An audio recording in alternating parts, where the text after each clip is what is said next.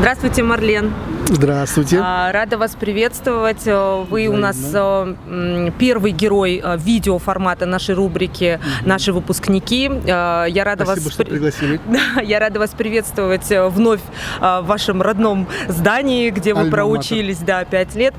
Марлен, расскажите, почему вы в то время выбрали Славянский университет? Классный вопрос. На самом деле, на тот момент, знаете, во-первых, относительно это был новый вуз, многообещающий, кыргызско-российский, там при поддержке двойной диплом нам обещали. То есть это был и статус, и профессорско-преподавательский состав на тот момент был очень сильный. Ну и, если честно, альтернативы особо не было. Мировая экономика, объясню почему, потому что это такая своего рода была альтернатива, потому что родители хотели, чтобы я был дипломатом. Они видели во мне вот эти задатки, будем так говорить, переговорщика, да, дипломата. Да, я всегда хотел заниматься экономикой, мне всегда были интересны вот эти финансы, деньги. И тут все совпало. Да, и мы приходим такие, как на тот момент, по-моему, мы то ли первый поток, то ли второй поток мировой экономики, то есть это свежая была специальность. И мы такие: здравствуйте, о, классно, вот, все, мировая экономика, и дипломат, и экономист.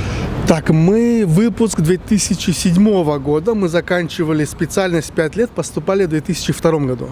У меня группа была МЭ 302. А вы общаетесь с одногруппниками? Да, мы с одногруппниками сейчас общаемся. Кстати, знаете, это тоже один из, наверное, был таких вот факторов при выборе университета, потому что еще тогда я, оказывается, будучи, будем так говорить, только вот свежим выпускником школы, я понимал, что окружение очень важно. Конечно. То есть вот этот нетворкинг и комьюнити – это, наверное, предопределяющий фактор твоего будущего развития. И поэтому Славянский тоже был одним из то есть выбора университета было вот будущее окружение. Славянского университета – это очень большие специалисты, ребята, которые на сегодняшний день формируют вот этот, да, главный пласт двигателей экономики нашей страны. И многие ребята уехали за рубеж и там прославляют нашу страну, ну и в том числе наш вуз. Ну, то есть, смотрите, мировая экономика и строительный бизнес. Да. Как же это все случилось, получилось? Да, классно. Я когда... Тоже интересный вопрос.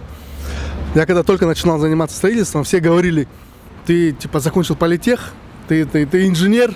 Я говорю: нет, ребята, я вообще далек от технической специальности. Они говорят: а почему стройка? Тут, знаете, принцип очень простой, как говорят там самые крутые предприниматели. Не столько важна узкая специальность, сколько важны твои, будем так говорить, эти мягкие скиллы, soft skills, умение организовать процесс. Начинал вначале с отдела продаж, стажером, потом, соответственно, менеджер, руководитель отдела, коммерческий директор.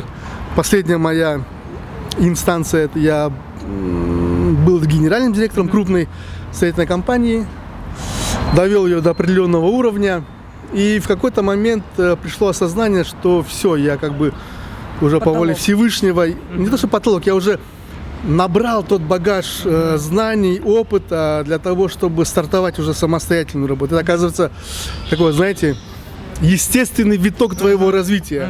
То есть сегодня вы уже хозяин собственного бизнеса, успешного. Ну, я желаю вам успехов. Давайте мы вас окунем немножко в воспоминания и пройдемся по нашему корпусу. Как я уже говорил, за определенный свой трудовой опыт я набрался определенного багажа знаний. И я понял, что этим багажом, этим объемом знаний нужно делиться с людьми, с подрастающим поколением. Я основал школу предпринимательства Smart Business. Да, на базе нашей школы мы проводим обучение продажам, маркетингу, менеджменту. Чуть-чуть у нас есть управление персоналом, касаемся финансов, и есть специализация у нас открытие бизнеса с нуля. То есть если ребята, которые хотят, но не знают, с чего начать, я сам помню, что я таким был. И вот мы людям показываем, будем так говорить, путь, дорогу, да, уже протоптанную, там, десятилетиями сделать, не наступая на те же грабли, на которые наступали все остальные, чтобы с меньшими потерями выскочить. Ну, для студентов славянского будет небольшая скидка или мастер-класс? С большим удовольствием. Я готов провести мероприятие для студентов нашего университета. Если администрация пригласит, я с удовольствием откликнусь. Ну, мы это записали, так что мы запомним. Есть Все, пойдемте тогда видеоподтверждение, внутрь. Да, пойдем. Ну что, Марлен, добро пожаловать в Альма-Матер. Столько лет Да, прошло. классно. Да, я здесь, в этом фойе я не был уже лет, наверное, 15. Ну, может быть, чуть меньше. Как вам? Очень изменилось, да, классно тут. Да. А вот это, кстати, вывески тоже не было. Здесь стояла просто стойка выдачи Здесь? верхней одежды, и мы здесь мы ее даже использовали так. как кресло. Здесь мы, короче, сидели на этой А стойке. в наше время здесь продавали пирожки. пирожки, тетя Нина была пирожки такая. продавали в подвале. Он есть. Есть, да, здесь этот в наше буфет? время, я же в 3-м году закончила, здесь еще пирожки продавались. Очень вкусные. А здесь у нас был этот Раздевалка была, гардероб, да. Вот оно что. Ну вот здесь все то же самое, здесь ректор сидит. Классно, супер. Так же. Да, все, бюст Ельцина до сих пор. Все как положено. Там сидели мы тоже, это было наше одно из основных мест. Бас, это вообще, вот это место здесь тоже мы в КВН играли, здесь начинался мой творческий путь. Здесь же и прогуливались паре. Вообще мы говорили, мы учимся не на международном факультете, а на не ЭМО-фак, а на фойе-фак мы учимся. Что больше времени здесь Больше было. в фойе проводили Не, ну вот время, согласитесь, Марлен, вот это вот эстет-воспитание, да, которое у нас было, оно классное было. То, что мы Конечно. могли помимо предметов развивать себя в разных направлениях творческих. Мне кажется, это одно из, знаете, таких отличительных черт нашего университета, что да, в рамках стандартных академических дисциплин есть еще и эстетическое воспитание, где люди могут проявить себя как творческие личности. Это круто. Да. Я скажу, что вот именно, наверное, этот опыт КВНщика в определенной степени сыграл в моем развитии такую ключевую роль. То есть это, во-первых, это навыки быстрого критического решения, потому что нужно было выдавать ответы вот, во время разминки, выдавать ответы быстро. Плюс, ну, как-то ты должен это сделать находчиво и по возможности смешно же. Ну и плюс навык публичных выступлений я наработал именно здесь, да. Ну что, Марлен, здесь, я думаю, что проходили основные моменты нашей учебы. Здесь Каждую аудиторию я помню. Да. Вот если я помню, проходил, скажите, быстренько хотел сказать. Здесь был центр иронистики в наше время. Нет. Здесь проходил дипломатический протокол, этикет. Вот, этикет. Да. Вот это мы Тамара проходили Владимировна этикет. Романевич. Тамара Романевич, да, классная тетенька, блин. Ой, она вообще... Я помню, для нас на тот момент это было... Что-то очень новое. Вот такое, да. Очень часто нам зачеты ставили вот в этих аудиториях, не знаю почему.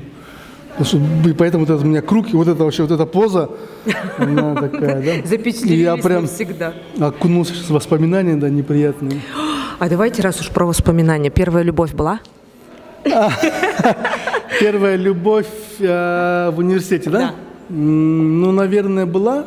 Ну, как бы, да, это же самый такой период бурлящих гормонов. Да, ты веришь в то, что ты можешь там перевернуть весь мир, и ты самый красивый мальчик во вселенной, и все девочки твои. Да. А тем более я был и КВНщиком с первого курса. На третьем курсе Значит, поклонниц популярный было был я, достаточно.